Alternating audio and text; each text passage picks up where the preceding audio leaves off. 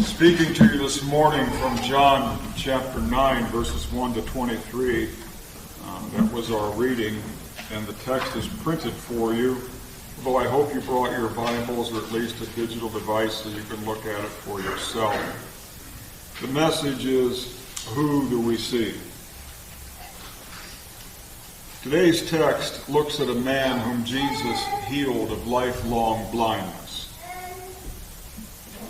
A fellow born blind, had never seen the light of day, had never seen an apple, had never seen his parents, had never seen the clothes he wore. He was born blind. I can't imagine what a life like that would be like. I've met people like that, but it's just beyond my comprehension. How about you? It's hard, isn't it? Can you imagine without sight? But he pretty much had resigned himself just to being blind. Suddenly, as Jesus is going along the way towards Jerusalem, or in the Jerusalem area, his disciples notice this man and look at him and say to Jesus, "Hey, what about this fellow over here?" And Jesus walks over, looks at him, kneels down, spits on the dirt, makes a little mud pie, and puts it on the fellow's eyes. I don't think you get much more weird than that, but that's what he did. And then he said to the guy, "I want you to go down to the pool of Siloam and wash yourself, get that mud off your face." And here's where faith comes in. This blind man did what he was told. Sometimes it's very important that we follow through with what the Lord tells us to do. Because he didn't receive his sight when the mud was put on his face. He received his sight when he washed, when he did what Jesus told him to do. He goes down, splashes the water on his face, as I can imagine, and as he wipes the mud away, all of a sudden he can see. I don't know about you, but that mud would have paled as far as being weird, because I would have really weirded out then if it was me. I got my sight. Wow. What an exciting time. Well, this story easily generates a lot of questions. Like, of all the people, why this man? Why now? Why did Jesus do it then? Why the mud? Why the pool? Another question, does Jesus still heal today? Or if he doesn't heal, at least is there any kind of divine intervention in our lives? Is that still possible? Other questions come out of the story. The Pharisees, who were the religious clergy of the day, so to speak. What about their hypocrisy? And they seem to care less about this guy's eyesight being restored. There's all kinds of questions that come out of this story. But I want to bring a couple of my own questions to the text, and I hope there are a couple of questions you might have. One is this: how did others see this man who was born blind? When they looked at him, what did they see? Does that have any value for me? And most importantly, how did Jesus see him? I want you to ask yourself, does this story relate to me in any way? Do other people see me, though I might not be physically blind, but do other people see me the way some of those characters in the story saw this blind man? And more importantly, when Jesus looked at this blind man, something happened. What does Jesus think and do when he looks at you, when he looks at me? Valid questions to ask. So, what do they see? Well, I don't mean physical appearance. As for me, my physical appearances are changing. I more and more look like my parents every day, Father Time and Mother Nature. They say my best friends now are arthritis and Ben Gay. And things are changing. Are they changing for you? Yeah. Some of you have gray hair and the rest of us have no hair, but things are changing. Well, folks, you may not be physically blind, but you do have a need beyond human help, but it's not beyond Jesus. there was no hope for this man's sight until Jesus showed up. Let me ask, are you missing something in your heart or your life? You just can't seem to find what fills it? You've tried many things, you've tried other things, but everything in the end leaves you empty. I encourage you to lift your eyes to Jesus today, and he will fill your heart and satisfy you completely. Now, the answers to the questions that I'm posing here are very important. As we walk through the story, we're going to address the question, how did other people see him? Let me give you a preview. To the disciples, he was nothing more than a doctrine. Hey, who sinned, this man or his parents? To the neighbors, he was just a person to be dissed. Doctrine, neighbors wanted to diss him. He's just a poor beggar, ignore him, he's not worth anything. To the Pharisees, he was a delight. Hey, now we've got the goods on Jesus, we can nail him. He did something he shouldn't have done. He healed the man on the wrong day. To his parents, he was a danger. They denied. We don't want anything to do with this. Ask him. He was a danger to them and to their place in the community. But to all of these people in the story, he was a problem. Have you ever felt like you're just a problem in everybody else's story? Maybe you have people who look at you as just someone to argue over. Some families are that way, you know. That's your role in the family, is to be argued over. You ever feel like you've been dissed by your friends and the people you care most about, like they look at you and you get the feeling they think you're not that important?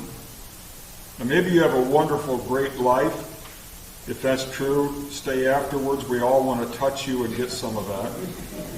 But if you're in the real world like the rest of us, maybe religious people have abused you and taken advantage of you, and you've left church because you were deeply hurt or rejected or felt like you couldn't measure up or you just couldn't be part of that religious in crowd.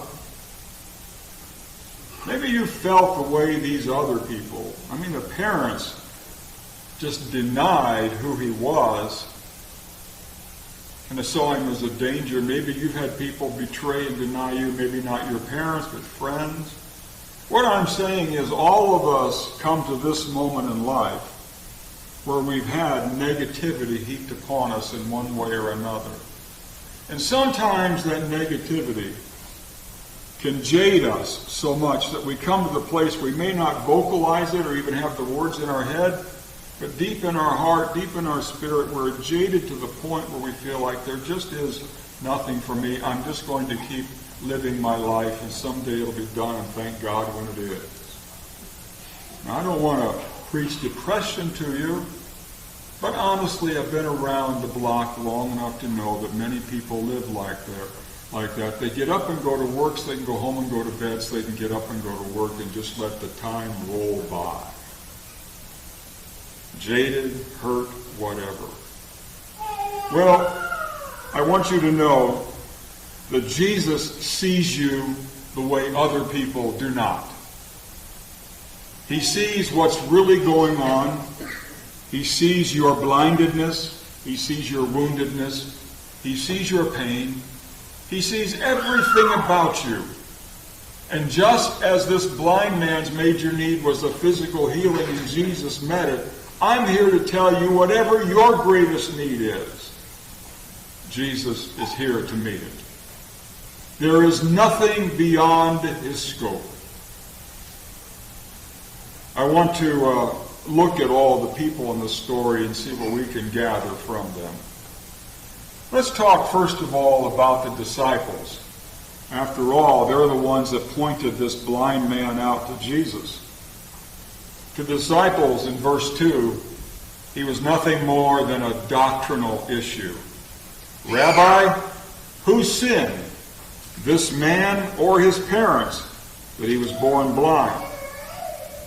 It's interesting, the disciples really almost talked over this man, not even looking at him, but just talking about him. You ever had that happen to you? where someone's triangulating over you, talking about an issue, but you know they're really nailing you. They wanted to analyze this problem. Who caused this sin? Whose sin caused this? Was it personal or his parents? That was a popular belief of the day, that something was wrong with you. It's because either you committed some egregious act or you were living some kind of a secret sin, but God found you out and he burned you for it. See, it was some kind of disobedience or lifestyle issue. None of that was true, but that's just compounded this fellow's poor plight. Not only was he blind, but he had to endure the ridicule of people around him who thought there was something secretly wrong, either with him or his parents. The affirmed of those days suffered a lot of emotional abuse from judgment and rejection.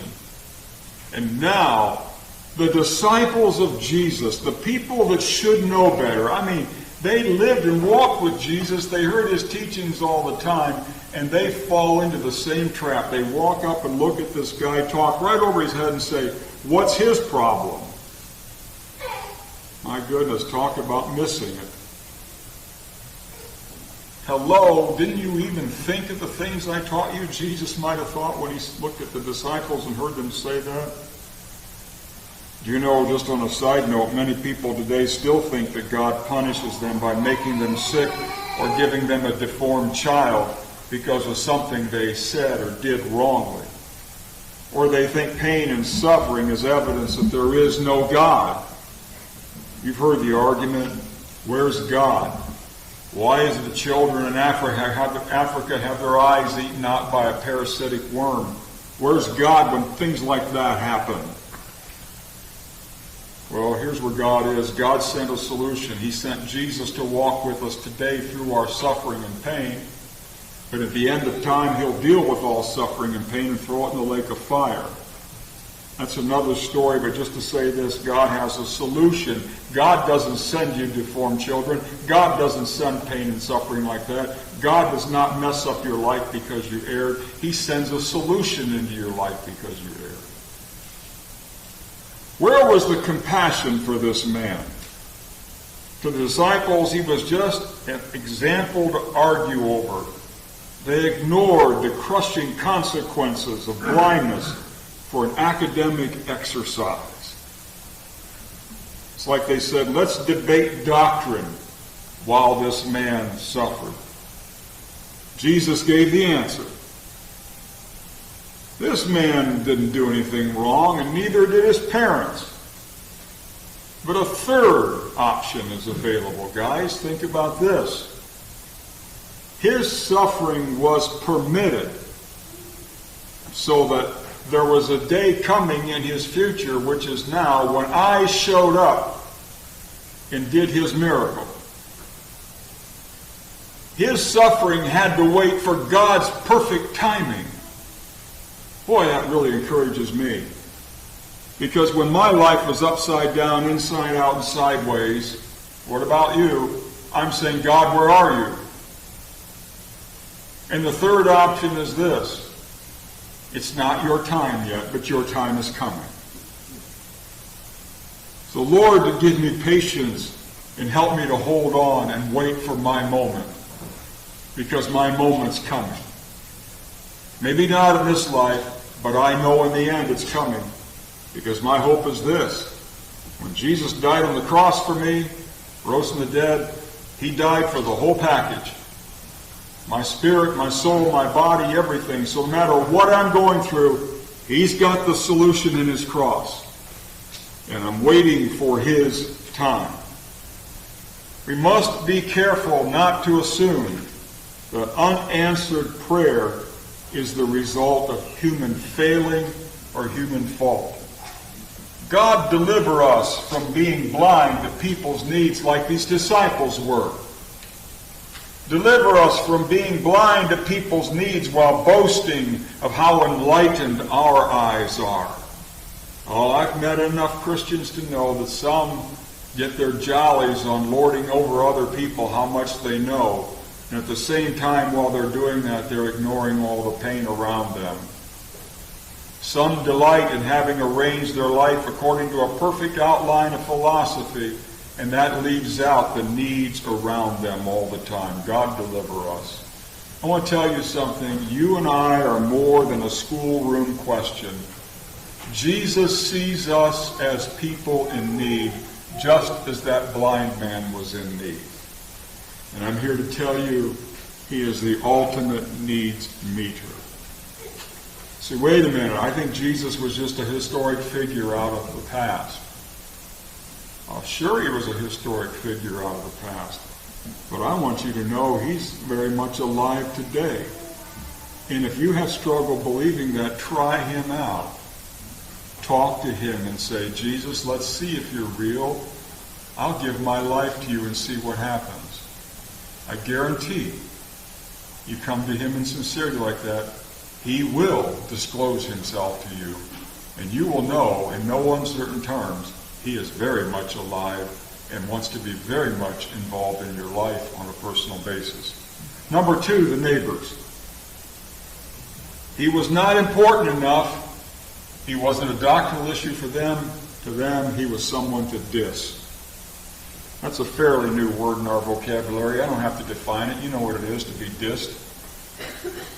Verses 8, 9, and 10. Look at verse 8. The neighbors and those who had seen him before as a beggar were saying, is not this the man who used to sit and beg? In other words, hey, he's not worth healing. He's just a bum beggar. I mean, he's just a guy on the street corner with a sign that says, God bless you, please help, I've got 4 kids. Dissing. Who is he? In that culture, beggars were seen as a nuisance, a fact of life, a law of life, or they were just overlooked. You were so familiar in seeing them all the time. They were nothing more than just a piece of furniture in a big room.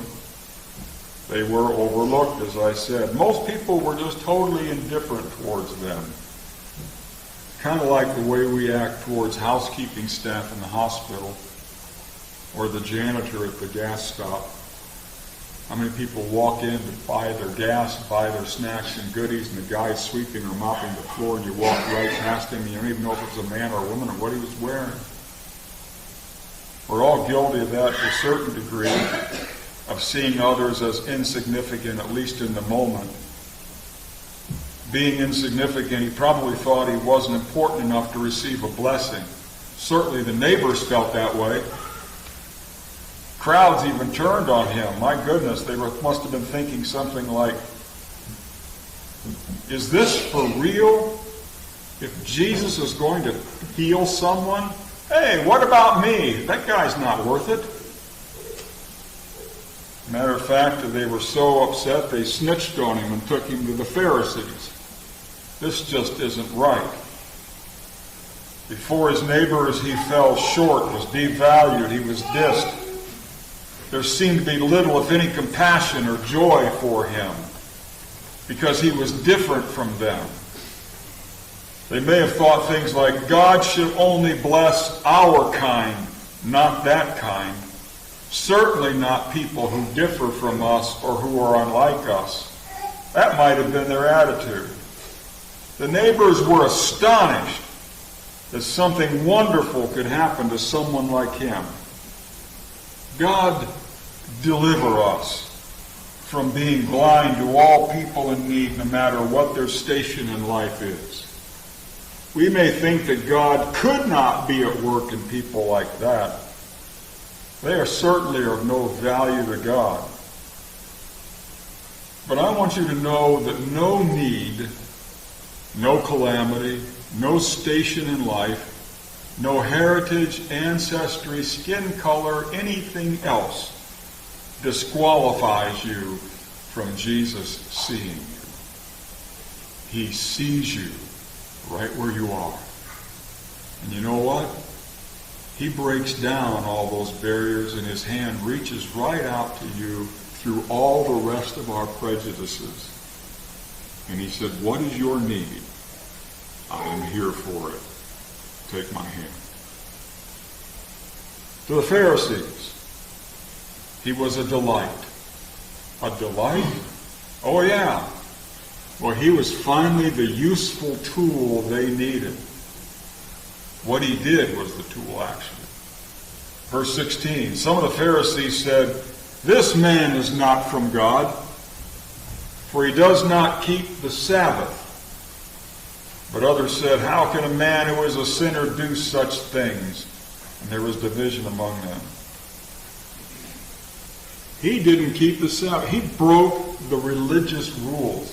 The law of the Jews of those days said, you do not work on the Sabbath day.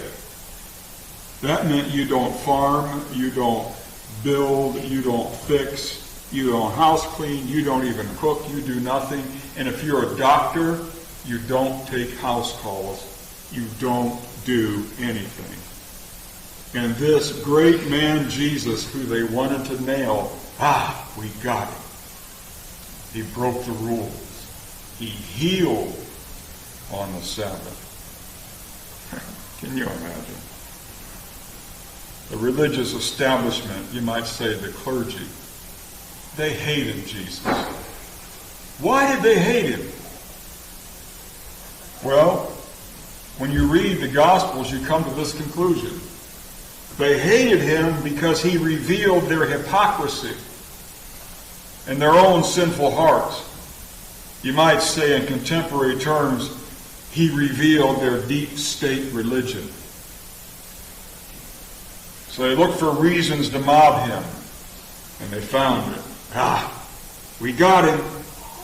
He healed on the Sabbath. And that's a forbidden work. They hated him. You might say they had the Jesus derangement syndrome.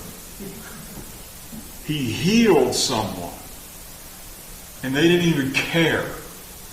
All they cared about was the delight they had over finally finding something to nab him on. You know, those who set out to find fault in others will always succeed.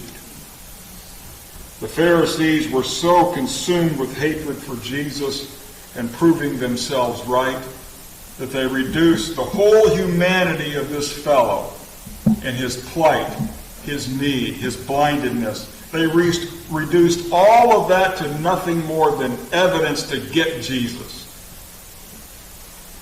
This act of healing was not reason to rejoice, but it was just a useful tool for putting the screws to Jesus. Evil finds its home in hatred, folks. Tyranny, abuse, oppression, etc. flows well from the well of hatred. God, deliver us from being so determined to defend our errors that we miss the truth that could overcome them. You know, some people miss God because they are so hell-bent on proving that they're never wrong, that they're always right, and that they don't need God's help. Never exclude the possibility that Jesus has the answer for the longing in your heart. He is looking at you today. Other people see you, they dish you, they do all these things. But when Jesus looks at you, he looks at you as someone in need, and his hand reaches out and says, I'm here for you. Let's talk about his parents. To the parents, he was a danger. He was feared. Verse 23, therefore his parents said, he's of age, ask him. Verse 21 went on to say they were afraid. They were afraid of what the synagogue would say, and they would get excommunicated and thrown out of the church. Jesus was the wrong denomination. His parents pretended to be ignorant of the event. Now they testified, yes, he is our son. Yes, he was born blind. You're right, he couldn't see. He was blind as they come. But beyond that, we don't know. Ask him what happened. Wow. Can you imagine having parents that feared the crowds more than they loved you? You imagine having parents that were more afraid of what their friends thought than what you thought? What they thought of you? He did. See, with the parents, their fear stifled any compassion and their ability to see who Jesus Christ is and what he does for hurting people. May we be freed from the spirit of fear. Actually, this was a double miracle. Because the fellow not only gained his physical sight, but spiritually his eyes were open. When the Pharisees said, "Who was this guy that healed you?" he said, "He's a prophet." Later on, it says that he ended his story by worshiping Jesus, recognizing who Jesus is. So the double miracle, one, the physical healing, but the greatest miracle was his eyes really got open to the truth. I talked in the beginning about not comprehending blindness. I watched a documentary about a fellow who was blind his entire life and experienced a cornea transplant where he was able to see for the first time. Had never seen anything in his life. Now he could see. In the documentary, they took him to a market and walked him in. And he's standing in front of a large display of vegetables and fruits, and there's some sodas on the right and left and various things sitting around it. And the fellow with him picked up a can of Coke and held it in front of him and said, "Do you know what this is?" And the guy went, "Is that an apple?" Because he could see it but couldn't connect in his mind what it was he was seeing. He had to associate the visual object with what he knew. Now, many of us are that way with Christ.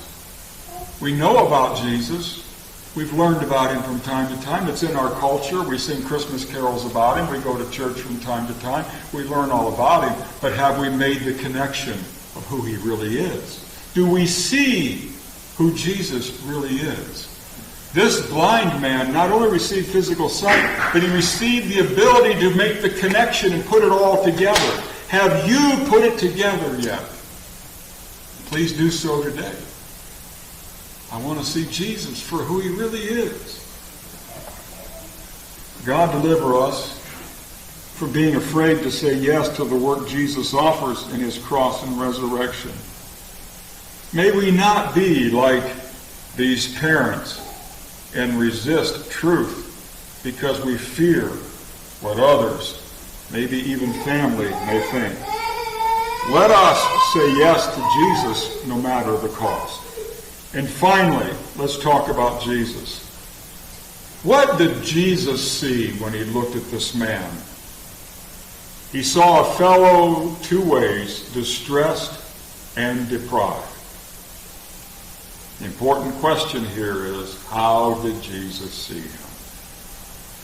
Jesus was a man of compassion. He never refused anyone who needed him. The beggar got his attention because Jesus is compassionate. Jesus reaches out to us when we are considered by others to be a doctrinal example, a inferior person, when we are perceived to be just a delightful tool for someone to use, or a danger to be feared, or whatever your descriptor is, Jesus reaches out to you. Church, we have to lay hold of this truth, that Jesus Christ is more than just a moral story for us to live by. It is true Jesus laid down morality, and the Bible is a moral document for us to absorb and live by. It's good for us. But there is a reality to Jesus Christ that goes beyond that. He wants to be radically, personally involved in our lives. He wants to meet our needs in all ways. Let us lay hold of this truth, and let us seek to offer his truth to all people with the compassion that he has for the lost world. God, deliver us from being a people who in their quest for spirituality miss one of its greatest components, compassion. I need the compassion of Jesus. And I think you do too. We all do. Don't let the failures of others blind your vision. Look to Jesus, who will not fail you. Let me close our thoughts today.